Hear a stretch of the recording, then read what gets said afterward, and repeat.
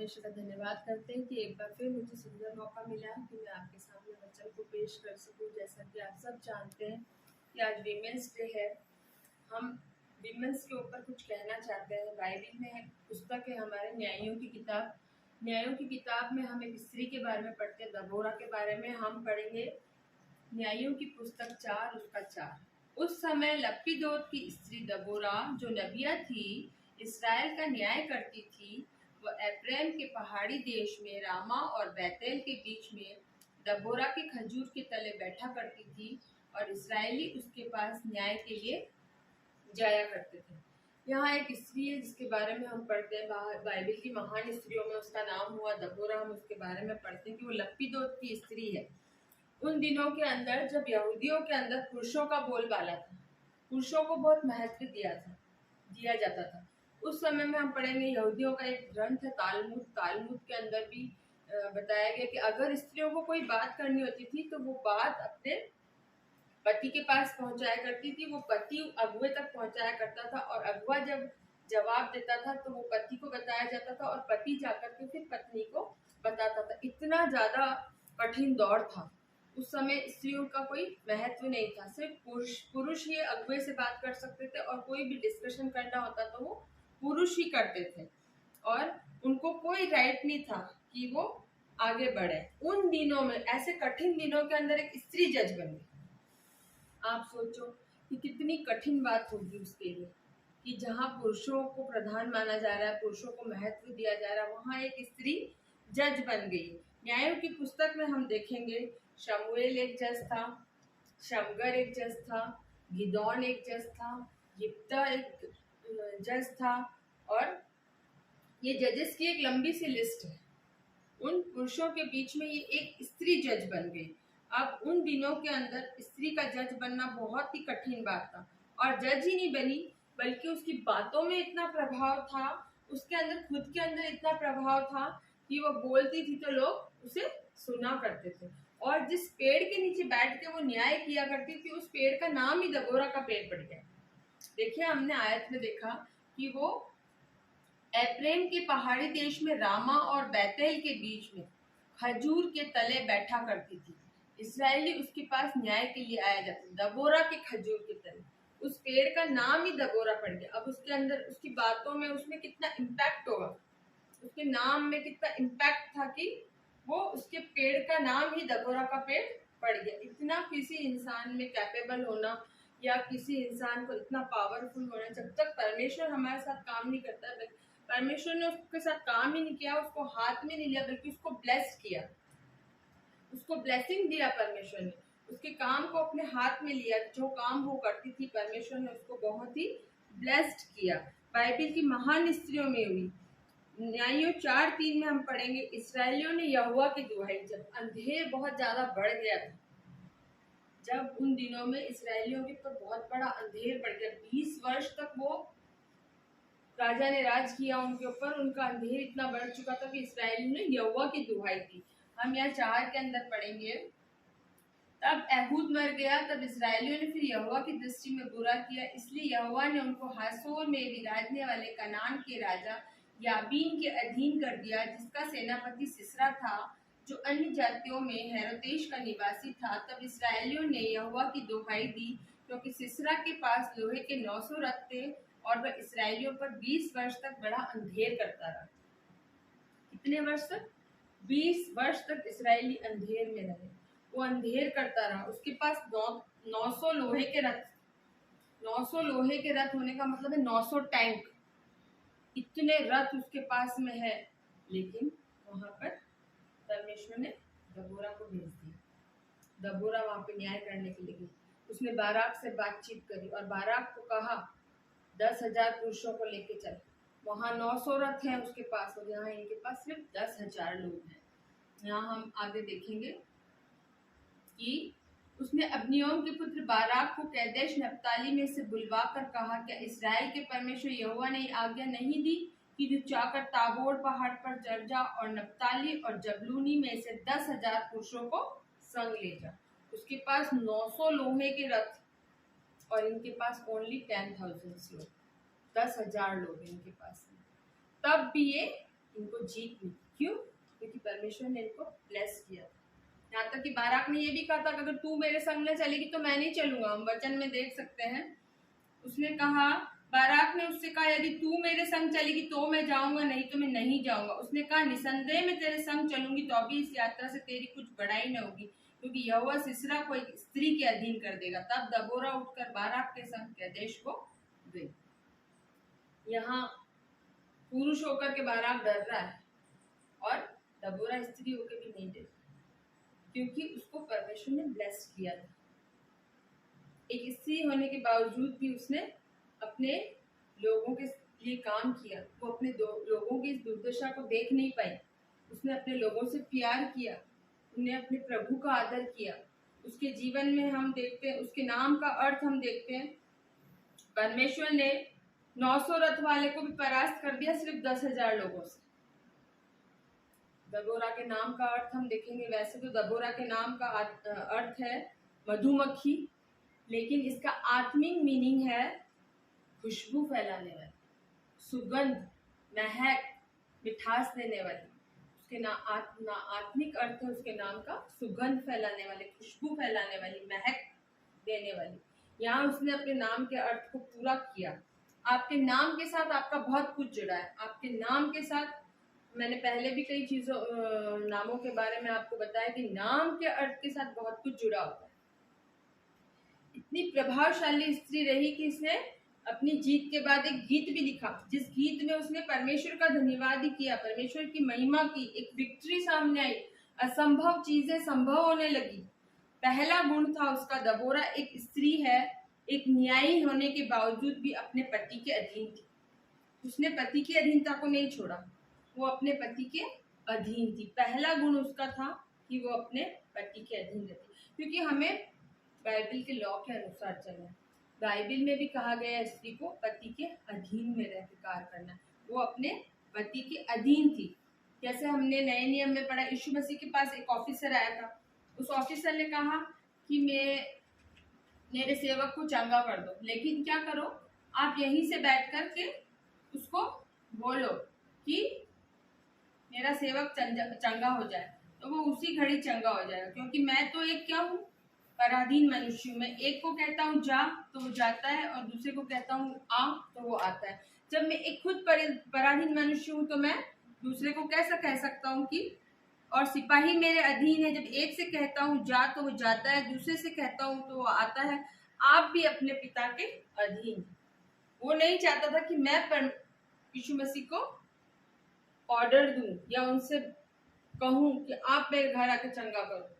नहीं, उनने कहा मैं तो खुद एक पराधीन मनुष्य हूं, आप वहीं से कह दो तो मेरा सेवक चंगा हो जाएगा।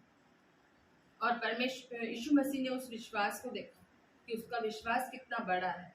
उसने कहा आप भी अपने पिता के अधीन है, आप वहीं से कह दें तो मेरा सेवक चंगा हो जाए। क्योंकि आप पिता के अधीन है तो सृष्टि के अंदर जो कुछ है वो सब कुछ आपके अधीन है, इसलिए वो उसको ऑर्डर नहीं कर सकता था। उसने कहा आप यहीं से कहो, क्योंकि मैं एक पराधीन मनुष्य हूँ। मार्टिन लूथर ने कहा क्रूस नहीं तो ताज नहीं, झाड़ू नहीं तो राजदंड नहीं। अगर आप क्रूस आपके पास नहीं है, आपके जीवन में क्रूस नहीं है, तो आप कभी भी ताज नहीं कर सकते।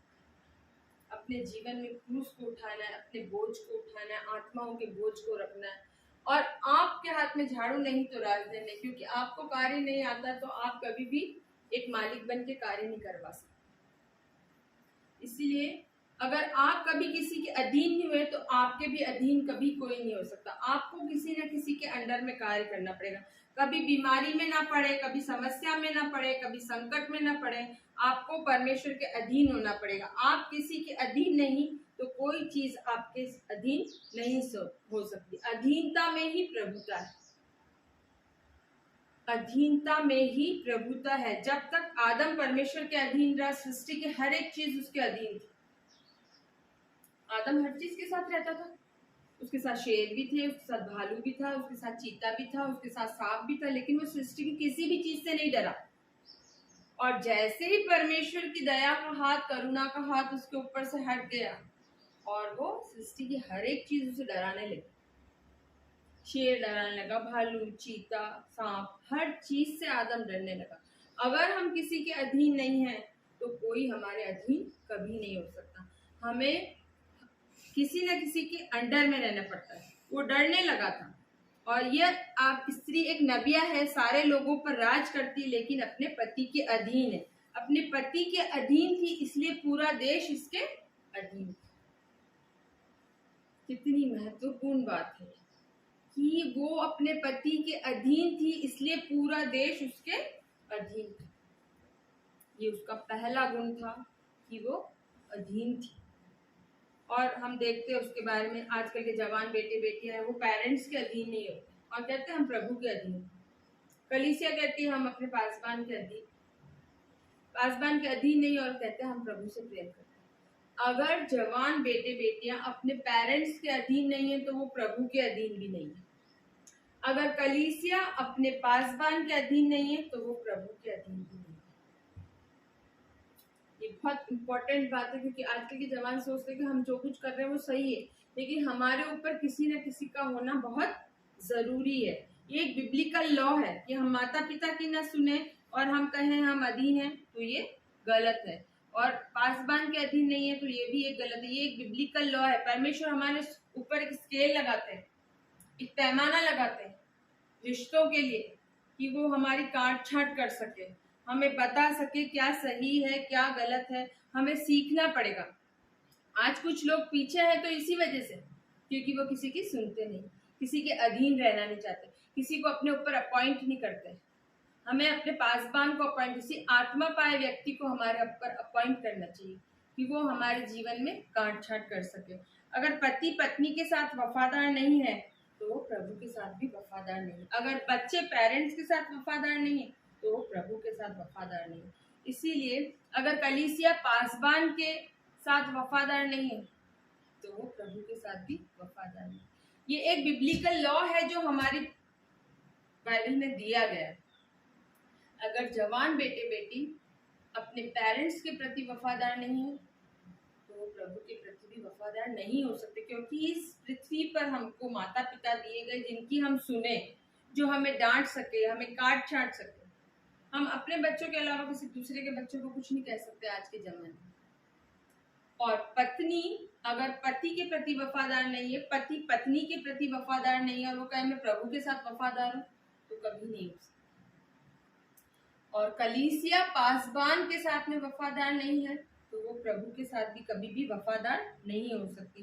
परमेश्वर इसे काउंट करता है वफादारी के अंदर। अगर वो बच्चे पेरेंट्स के साथ में वफादार है तो परमेश्वर इसको काउंट करता है। अगर पत्नी पति के साथ वफादार है तो परमेश्वर इसे काउंट करता है। कलीसिया पासबान के प्रति वफादार है तो वो इसे काउंट करता है कि आप अपने पासबान की कितनी इज्जत करते हैं, अपने अगुवे की कितनी इज्जत करते हैं। आज के जमाने में ऐसा होता है, अगर पासबान ने डांट दिया या पासबान ने कुछ समझा दिया तो लोग उनसे नाराज होकर कलीसिया ही बदल लेते, चलो इस कलीसिया में नहीं उस कलीसिया में जाएंगे। अगर वहां के पासबान ने भी कुछ कह दिया तो वहां नहीं दूसरी जगह जाएंगे। ऐसा चर्च के साथ नहीं होना चाहिए। हमारे पासबान के साथ ऐसा नहीं कि हम अगुए बदलते जाएं, हम गुरु बदलते जाएं, पर प्रभु यीशु मसीह एक ही हमारा गुरु है। और उसके बाद जो उन्होंने हमारे जीवन में अगुए दिए, हमें उनको बड़ा महत्व देना चाहिए, उनकी बातों को हमें सुनना चाहिए। हमें रिश्तों पर लगाम लगाने के लिए परमेश्वर ने चाहता है कि हम उसके अधीन रहें, हमारे अगुए के अधीन रहें। अगर आप अपने अगुए के अधीन रहते हैं तो आपको दुनिया में कोई आगे बढ़ने से नहीं रोक सकता, कोई ताकत नहीं रोक सकता। लेकिन अधीनता का अर्थ ये नहीं है कि गुलामी, हम किसी की गुलामी नहीं कर रहे। ये एक सबमिशन है, एक समर्पण, एक डेडिकेशन है। और पासबान भी उसी तरह से कलीसिया के लिए डेडिकेट होता है। जब आप बुलाते हो पासबान को, तब पासबान प्रेयर करने आता है।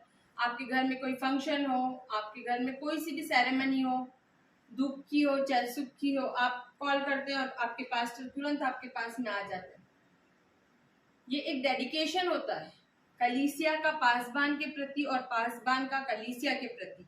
और ये आपको प्रॉस्पर करता है, उन्नत करता है, बढ़ाता है। जब आप अपने अगुए का रिस्पेक्ट करते हैं तो ये चीज आपको प्रॉस्पर करती है, नीचे नहीं ले जाती, आपको उन्नति की ओर ही ले जाएगी, आपको कभी भी नीचे नहीं करेगी। अगर आपके ऊपर कोई नहीं है तो आप आप जीवन में बड़ी बड़ी गलतियां करेंगे। आपके ऊपर किसी का होना जरूरी है, हमारे बड़ों का होना जरूरी है, ताकि वो हमारे जीवन में काट छाट कर सके। किसी को अपने ऊपर अधिकारी रखो।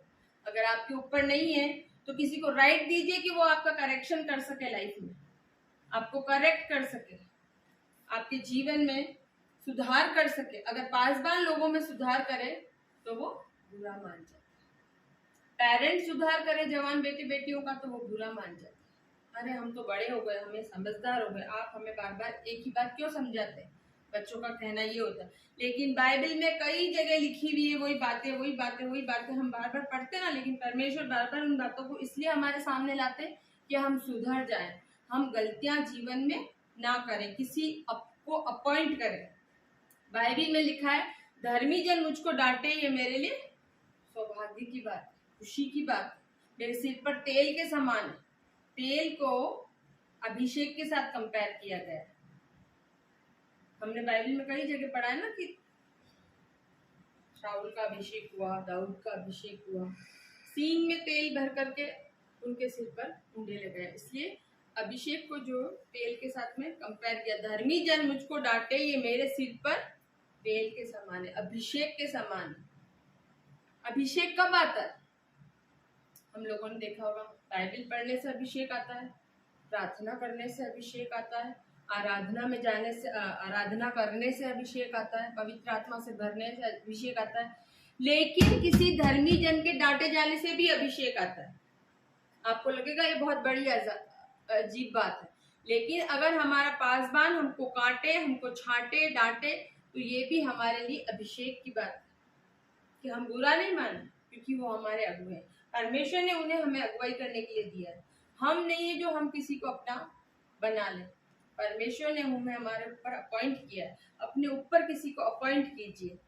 मैंने पहले भी आपको बताया कि अधीनता का अर्थ गुलामी नहीं। आप स्वतंत्र रूप से काम करें, लेकिन अपने अगुए के साथ सलाह मशवरा करके करें। गुण अधीनता नहीं है। पहला गुण उसका अधीनता था, वो अपने पति के अधीन रह के काम करती थी, अपने प्रभु के अधीन रह के कार्य करती थी, इसलिए सारा देश उसका अधीन था। दूसरा गुण उसका था, वो डरती नहीं थी। उसके पास 10,000 लोग थे ओनली। हम 4 गुण देख रहे हैं यहाँ पे दबोरा के। दूसरा उसका गुण था, वो डरती नहीं थी। 10,000 लोगों को लेके चलिए वो 900 रथ वाले को परास्त करने के लिए। क्यों? क्योंकि प्रभु उसके साथ, प्रभु ने उसे ब्लेस किया। प्रभु ने कहा डरो मत। मूसा ने जब लाल समुद्र पार किया, परमेश्वर ने कहा डरो मत। यहोशू को अपॉइंट किया, कहा डरो मत। दाऊद ने सुलेमान को अपॉइंट किया तो कहा डरो मत। परमेश्वर ने बाइबल में 366 बार, जितने हमारे एक वर्ष में दिन होते हैं 366 बार आया है मत डर, मैं तेरे संग, मत डरो। यीशु मसीह ने मुर्दों में से जी होने के बाद, उठने के बाद पहला शब्द का मत डरो, डांटस रखो तुम्हें शांति मिले।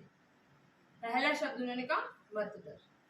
यहोशापात जब युद्ध के मैदान में गया तो उसे एक नबी के द्वारा कहा गया, इस भीड़ को देख के मत डरो, मत डर, मत डर, मत डर।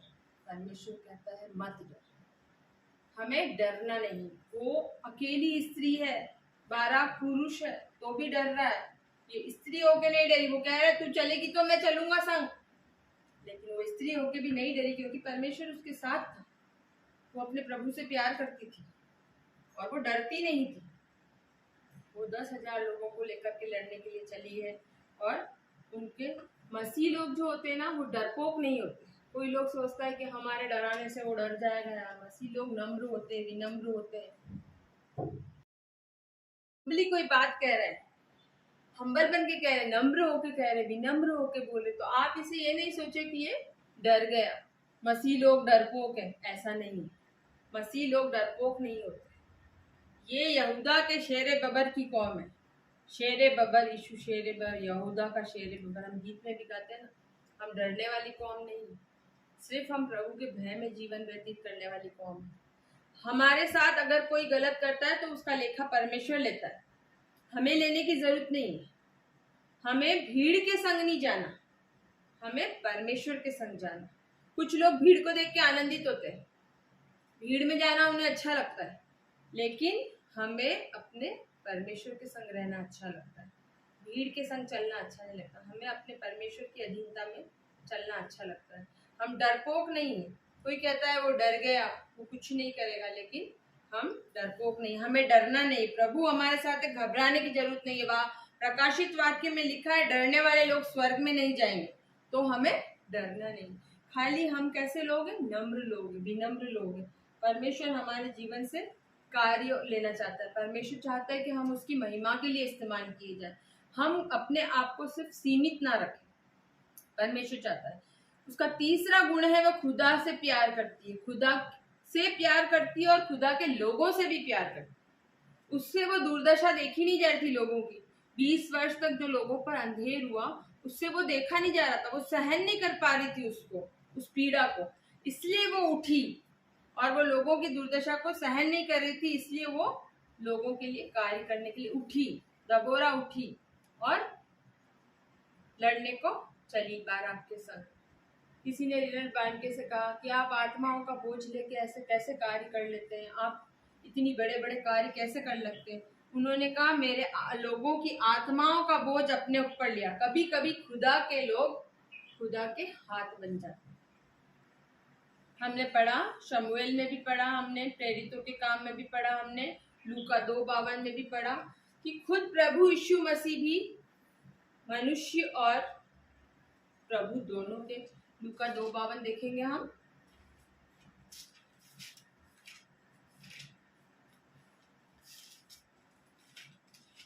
लूका 2:52 के अंदर देखते हैं हम कि उनको दोनों का फेवर चाहिए था। और यीशु बुद्धि और डील में और परमेश्वर और मनुष्यों के अनुग्रह में बढ़ता गया। वहां शमूएल को भी परमेश्वर और मनुष्य दोनों के अनुग्रह में बढ़ता गया। प्रेरितों के काम में भी हमने देखा और लूका 2:52 में देखा हमने कि मनुष्य का फेवर और प्रभु का फेवर, दोनों फेवर को हमें साथ लेके चलना पड़ता, तभी हमारे जीवन में कार्य। कभी कभी ऐसा होता है कि खुदा के हाथ हम बन जाते। वो लोगों से प्यार करती थी। कुछ लोग जो होते हैं ना, वो अपने आप को सिर्फ सीमित कर देते, सिर्फ और सिर्फ अपने बारे में सोचते कि मैं अपने आप को कैसे रिप्रेजेंट करूं, मैं अपने आप को कैसे आगे लाऊं। लेकिन जब हम हम्बली होकर परमेश्वर का कार्य करते हैं और हम परमेश्वर की अधीनता में जीवन व्यतीत करते, परमेश्वर अपने आप हमको प्रॉस्पर कर देता है, अपने आप उठा के खड़ा कर देता है। तू बोल, मैं तेरे संग हूँ। लेकिन कुछ लोग सिर्फ अपने और अपने तक सीमित रखते हैं। वो दूसरों के प्रति बारे में कुछ नहीं सोचते कि उनको क्या फील होगा या हम ऐसा व्यवहार करेंगे तो उस व्यक्ति को कैसा होगा। वो सिर्फ अपनी दुनिया, उनकी बनाई हुई दुनिया में रहते हैं। वो सिर्फ अपने और अपने बारे में सोचते हैं। अपने परिवार से नहीं, बल्कि वह अपनी जाति के लोगों से भी प्यार करती थी। ऐसा नहीं कि वो सिर्फ अपने परिवार से करती थी, वो अपनी सारी जाति के लोगों से भी प्यार करती। नए नियम में एक आज्ञा दी गई जिसके 2 पहलू हैं, love your Lord and love your neighbour. अपने प्रभु से भी प्यार करना और अपने पड़ोसी से भी प्यार करना, यही गुण उसमें भी था। वो अपने परिवार के लोगों से, अपने लोगों से भी प्यार करती थी, अपने प्रभु से भी प्यार करती थी और अपनी जाति के लोगों से भी प्यार करती थी। सभी से हमें अपने प्रभु से भी प्यार करना है और अपने पड़ोसियों से भी प्यार करना है, लोगों से प्यार करना है और अपने लोगों को गुलाम नहीं देखना चाहती थी। किसी ने मदर टेरेसा से कहा, आप कौड़ियों के बीच में कैसे काम कर लेती हैं? उनके जख्मों में से बड़ी बदबू आती है, उनके हाथों को कैसे अच्छे से धुला लेती हैं आप, क्या आपको बदबू नहीं आती? मदर टेरेसा ने कहा, जब मैं उनको वॉश करती हूँ, धोती हूँ, तो मुझे हर जख्म मसीह यीशु का जख्म दिखाई देता है। Hallelujah, praise the Lord. कितनी अच्छी बात उन्होंने कही अपने जीवन में कि जब मैं उनके दुख को देखती हूँ, उनके जख्मों को देखती हूँ, तो मुझे मेरे प्रभु यीशु मसीह का दुख दर्द, उनके जख्म दिखाई देते हैं। हमें, अगर हम मसीह हैं, हम सच में आत्मिक मसीह हैं, तो हमें इस तरह का बोझ कलीसिया के लिए लेके चलना है कि हर एक व्यक्ति को अपना समझना है। ऐसा नहीं सोचना कि ये कलीसिया में आया हुआ व्यक्ति है, आया है चला जाएगा। हमें उसके प्रति खुद प्यार रखना, क्योंकि हमारे अगवे को हमने देखा कि हमारा अगवा किस तरह से रात को जाग जाग कर अपनी कलीसिया के, अपनी मंडली के लोगों के लिए या जो भी प्रार्थना के लिए विषय आता है उसके लिए प्रार्थना करते हैं। इसलिए मैं आपको बता रही हूँ, अपने घर में से हम हर चीज को सीखते हैं, हमें अपने हर चीज को उसी अकॉर्डिंग लॉ को, नियम जो बाइबल में लॉ चल रहे हैं उन्हीं के अकॉर्डिंग हमको चलना है। अगर आज तक आपने अपने आप को सीमित रख रखा है तो प्लीज मैं आपसे रिक्वेस्ट करती हूँ कि आज का वचन सुन के अपनी हदें खोलें, अपने आप को सीमित न रखें, परमेश्वर के लिए कार्य करना शुरू करें। सिर्फ अपने बारे में न सोचें, अपने लोगों की बेदारी के लिए सोचें आप कि हम किस तरह से लोगों में बेदारी ला सकते हैं, किस तरह से परमेश्वर को महिमा दे सकते हैं। चौथा गुण, और बाइबल में भी लिखा है हमको दूसरों के लिए प्रार्थना करते हैं। बाइबल बताती है जो दूसरों की खेती सींचता है प्रभु उनकी खेती सींचता है। हमने पहला गुण देखा अधीनता, दूसरा गुण देखा था उसका डरना नहीं, तीसरा गुण देखा हमने वो लोगों से प्यार करती थी, खुदा से प्यार करती थी। उसका चौथा गुण देखेंगे, दबोरा अपने प्रभु का हर बात में आदर देती थी, हर बात में वो आदर करती थी। शैतान चाहता है कि हम प्रभु का आदर नहीं करें, वो उसकी महिमा को छूने की कोशिश करता है। अगर कोई आज अच्छे से हीलिंग करने लग जाता है, कोई किसी के लिए प्रार्थना करने लग जाता है, तो वो व्यक्ति को ये नहीं सोचना है कि ये कार्य मैं कर रहा हूँ, ये कार्य प्रभु यीशु मसीह कर रहे हैं। हमें हर बात में परमेश्वर को आदर देना है। दबोरा ये नहीं कि दबोरा ये सोचती कि मैंने ये सब कुछ किया है, लेकिन वो उसने गीत गाया, परमेश्वर की महिमा को हम उस गीत में देखेंगे। कभी भी हमको परमेश्वर की ग्लोरी को छूने की कोशिश नहीं करना। ये गलती शैतान ने भी की और शैतान आपसे भी करवाना चाहता है। पर प्लीज मेरे भाइयों बहनों, मैं आपसे रिक्वेस्ट करती हूँ कि कभी भी प्रभु की ग्लोरी को लेने की कोशिश ना करें, प्रभु की ग्लोरी को छूने, महिमा को छूने की कोशिश ना करें, नहीं तो आप नष्ट हो जाएंगे, आप विनाश के मार्ग पर चले जाएंगे, आप विनष्ट हो जाएंगे। आप प्रभु को फॉलो करते हुए चले। हेरोदेस जब अपने सिंहासन पर बैठा था, चारों तरफ के लोग उसके साथ संधि करने के लिए आए। जब उसने स्पीच देना शुरू किया, उसने बोलना शुरू किया, तो लोगों ने क्या कहा, ये तो परमेश्वर का बोल है। और एक दूत ने आके उसको ऐसा घूंसा मारा कि वो गिर पड़ा और वो कीड़े पड़ के मरा, उसके कीड़े पड़ गए थे। कभी भी परमेश्वर की ग्लोरी को छूने की कोशिश नहीं करें। अगर आपके लिए, आपके बच्चों के लिए कोई अच्छा बोलता है कि आपके बच्चे बहुत अच्छे हैं, बहुत अच्छी पोस्ट पे काम कर रहे हैं, आदर अपने प्रभु को देना। अगर कोई बोले आपके पास बहुत अच्छा घर है, बहुत सुंदर बंगला है, आदर अपने प्रभु को देना। आपके पास बहुत अच्छी गाड़ी है, अपने प्रभु को आदर देना। आपके पास बहुत अच्छी कलीसिया है, अपने प्रभु को आदर देना। उस आदर को खुद लेने की कोशिश नहीं करना। आपके जीवन में परमेश्वर ने बहुत अच्छी चीज दी है, गिविंग, देना। हमें देना सीखना चाहिए।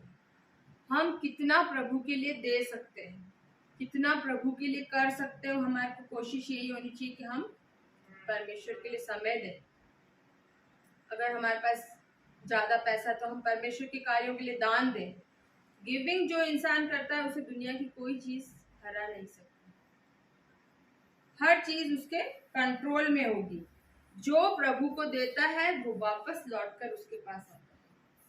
कभी भी प्रभु अपने पास नहीं रखता, दुगुना चौगुना करके परमेश्वर हमको लौटाता है।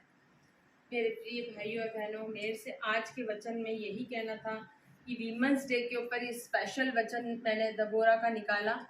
एक स्त्री होकर के परमेश्वर ने उसके साथ 4 गुण दिए थे। पहला गुण उसका था वो अपने पति के अधीन थी, इसलिए सारा देश उसके अधीन था। दूसरा गुण उसका था वो बहादुर थी, जो हालातों को देखकर भी डरी नहीं। चाहती तो वो 900 रथ वाले को देख के डर सकती थी, वो सिर्फ 10,000 पुरुषों को लेके ही गई थी बाराक के संग सिसरा को परास्त करने के लिए, लेकिन वो डरी नहीं। खुदा के लोगों से प्यार करती थी, प्रभु से प्यार करती थी, इसलिए प्रभु भी उससे प्यार करते थे और वफादारी के साथ उसको ब्लेस्ड किया। चौथा गुण था खुदा को आदर देती थी, इसलिए उसका आदर हुआ। और उसने विक्ट्री के बाद आगे अध्याय में एक गीत भी लिखा जिसमें उसने परमेश्वर की महिमा की। मैं भी आप लोगों से यही रिक्वेस्ट करती हूँ कि अपने आने वाले जीवन में अगर आज तक आपने गलतियां करी है, आज तक अपने आप को सीमित रखा है, आज तक आपने अपने आप को ग्लोरी दी है, तो आगे कृपया ऐसा ना करें। अपने प्रभु को आदर दें, अपने लोगों से प्यार करें, अपने लोगों के लिए प्रार्थना करें कि हमारे ऊपर बेदारी आए। वचन समझ में आया होगा कि दबोरा एक धन्य स्त्री कहलाई और बाइबिल में महान स्त्रियों में उसका नाम हुआ, एक नबिया कहलाई। मैं चाहती हूँ कि आपको ये वचन अच्छे से समझ में आया होगा। यूथ को परमेश्वर के वचन के पढ़े और सुने जाने का आशीष दो।